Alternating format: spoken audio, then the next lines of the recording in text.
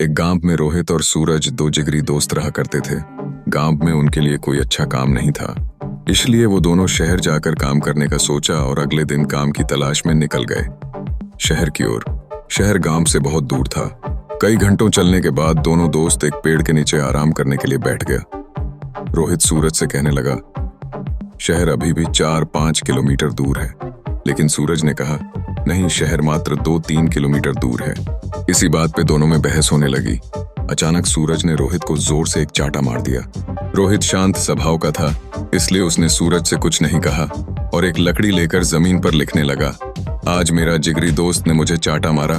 फिर दोनों शहर की ओर चल दिए। अब कोई किसी से बात नहीं कर रहा था। रास्ते में एक छोटी सी नदी आई जिसे उनको पार करके जाना था। सबसे पहले रोहित नदी में उतरा और उसका पैर दलदल में फंस गया। उसने सूरज से मदद मांगी और सूरज जल्दी से भाग के रोहित के पास गया और उसे दलदल से बाहर निकला। फिर दोनों एक साथ नदी पार किया।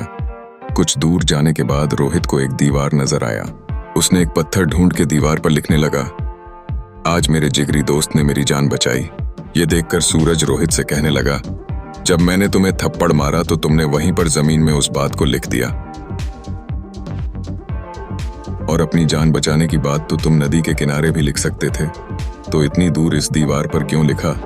तब रोहित ने जवाब दिया कि किसी की बुरी बातें या बुरा करा कुछ भी अपने मन में जमा करके नहीं रखना चाहिए।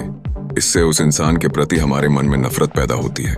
इसीलिए जब तुमने मुझे थप्पड़ मारा तो मैंने उसे जमीन पर लिख दिया, क्योंकि कुछ देर बाद हवा चलेगी और वो लिखावट मिट जाएगी।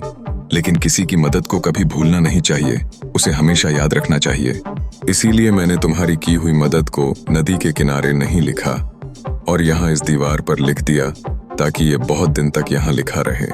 रोहित की जवाब सुनकर सूरज खुश हो गया और रोहित को गले से लगा लिया। फिर दोनों हंसते हंसते एक साथ शहर की ओर जाने लगे।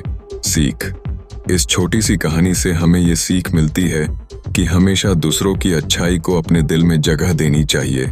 इससे हमारे रिश्ते उस इंसान के साथ अच्छे रहते हैं। इन शिक्षा देने वाली छोटी कहानियों को पढ़ने के बाद हमें आशा है कि आपको आनंद आया होगा और बहुत कुछ सीखने को मिला होगा। अगर सच में आपको ये कहानियाँ अच्छी लगी हो तो इसे अपने दोस्तों के साथ जरूर शेयर करें। धन्यवाद।